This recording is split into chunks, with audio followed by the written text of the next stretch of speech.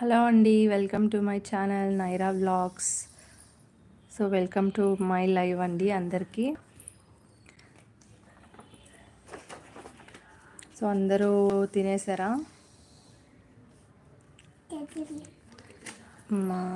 మేమైతే తినేసామండి. సో మా పాపకి తినిపించాను ఆల్రెడీ. సో చూడండి, మా పాప అయితే హోంవర్క్ చేస్తుంది.